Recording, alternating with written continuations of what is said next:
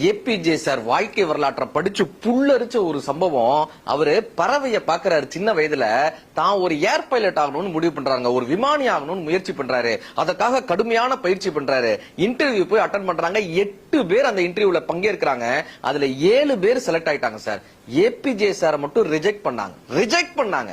ஏன்னு கேட்டப்ப, உங்களுக்கு பர்சனாலிட்டி இல்லை நாங்களாங்க. பர்சனாலிட்டி இல்லைன்னு அவர் ரிஜெக்ட் பண்றாங்க. துவண்டு போறாரு, வருத்தப்படுறாரு. ஆனா தளர்ந்து இல்லங்க, மீண்டும் மீண்டும் மீண்டும் மீண்டும் தன்னுடைய தகுதியை வளர்த்துக் கொள்கிறார்.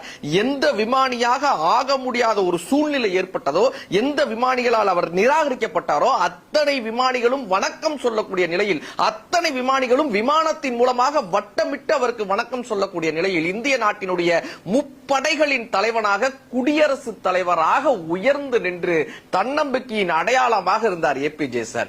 இயன்ற வரை செய்வது முயற்சி அல்ல, இறுதி வரை செய்வதுதான் முயற்சி.